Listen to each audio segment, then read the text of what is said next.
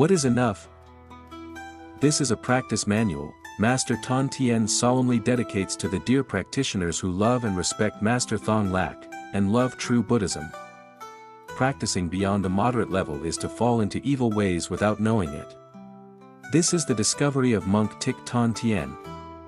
Thanks to practicing the Buddha's teachings on his body, Master Tan Tien discovered 1. Eating animal life is like poisoning our body with animal toxins, making us savage, rude, and reckless like animals.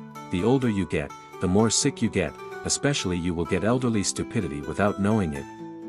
2.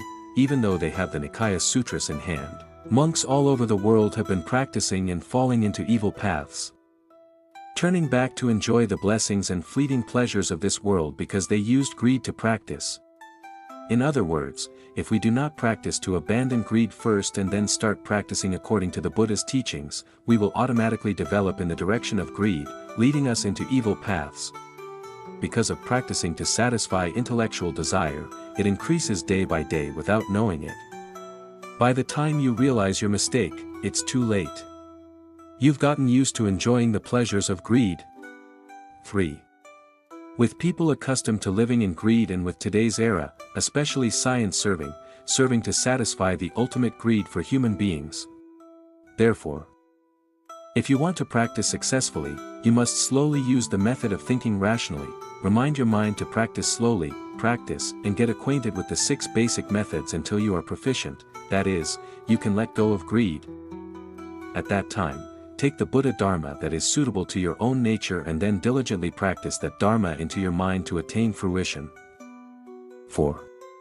Cultivation is about fighting and conquering our own desires. It has nothing to do with anyone else and we don't need to choose external circumstances to cultivate. Wherever we practice, we close ourselves off, isolate ourselves and practice diligently, fight and conquer our greed, that means we have attained enlightenment. 5. From the 4 noble truths taught by Buddha, we find the truth. We are born from the greed of our parents, we grow up with the greed of our parents and relatives. Until we grow up and understand the truth of the 4 noble truths, we continue to drift along the stream of greed. Thus, if we want to practice and attain enlightenment, the first requirement is that we must practice abstaining desire, abstaining evil, and growing good dharma. Just like the Buddha's teaching, do not do evil, do good deeds. It's that simple. If we overcome our greed, we can control our stomach, which means we can control our body and mind. Mastering our mind means mastering birth, aging, sickness, and death. It's easy, but can we do it?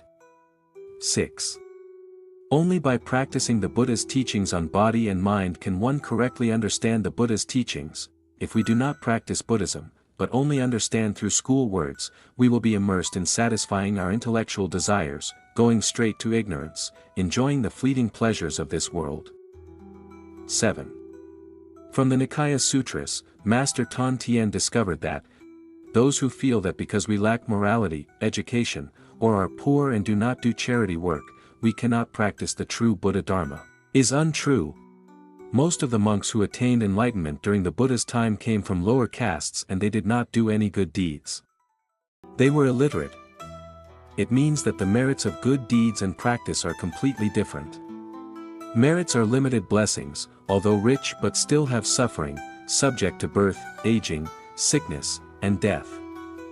As for practicing, one enjoys the blessings of non-outflow, attains the result of end of suffering, no more birth, old age, sickness, death. Thus, whoever is aware of the need to practice, closes the door to practice, conquers the desires of our life, and attains the result of no outflow, end of suffering.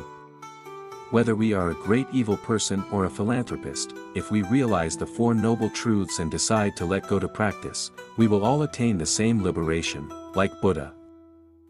8. If a practitioner lets any of the 6 senses go outside of his body and mind, running after the world, he will fall into the wrong path. This is the basis for practitioners to know what is a heresy. Even if one practices according to Buddha Shakyamuni, but to exalt him and passionately worship him, it is all in heresy. Buddha taught that if anyone relies on my appearance and begs me for anything, he will never meet Tathagata. but whoever practices the Dharma of Tathagata and enters his mind will meet Tathagata, that is, he has attained the fruit. 9.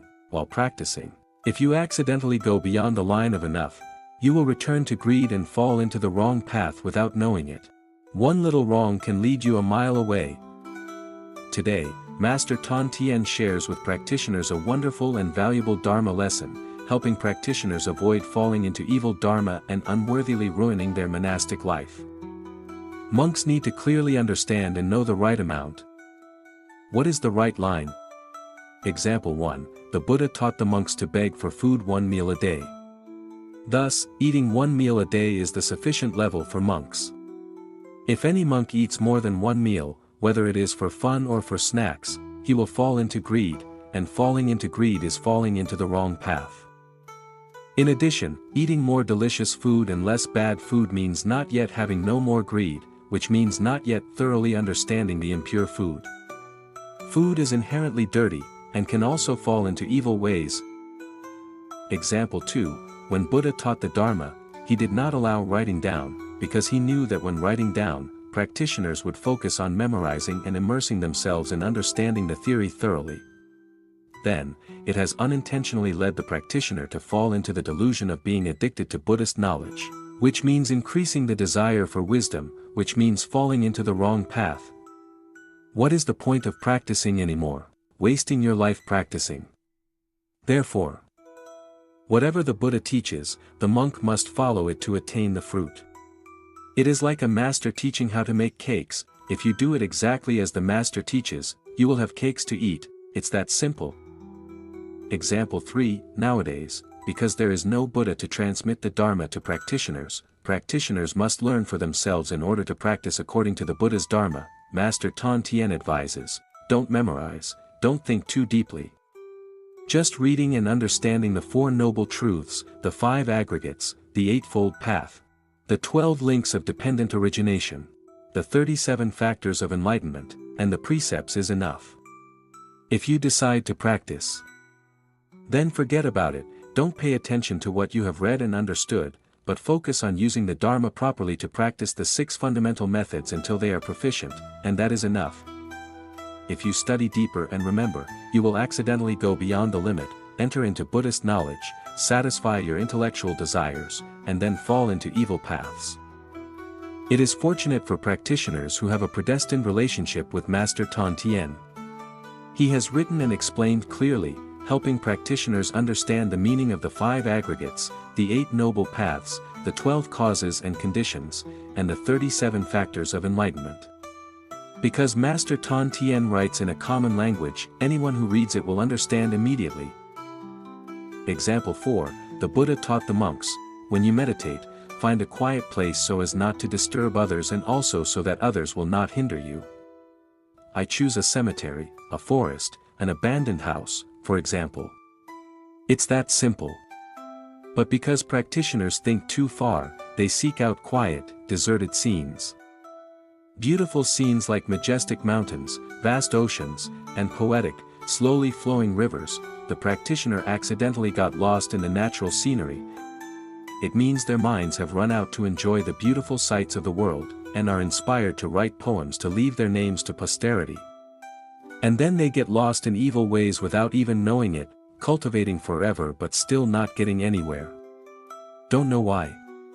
Sighing in frustration, blaming the miserable fate in this world. Have questions. Why does Master Tan Tien encourage practitioners to enter Chan Nu Monastery or other temples that have established separate rooms?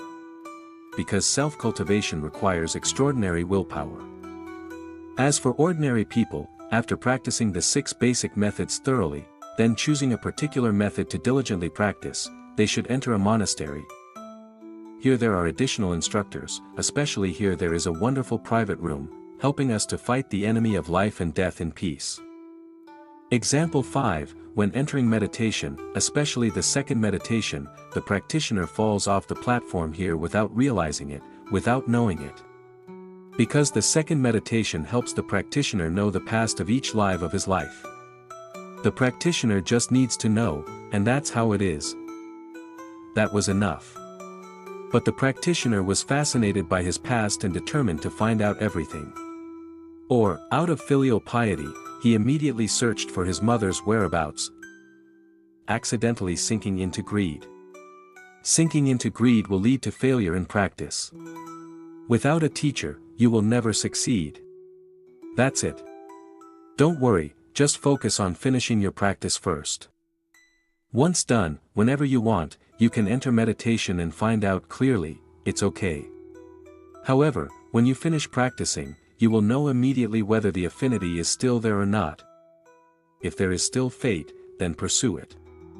If there is no fate, then let it go. Because if there is no fate, then searching is useless. All of the above is the true Dharma that Master Tan Tien offers to practitioners who are determined to turn to Buddha Shakyamuni, rely on the teachings of Elder Tik Thong Lak, practice together to attain the same fruit.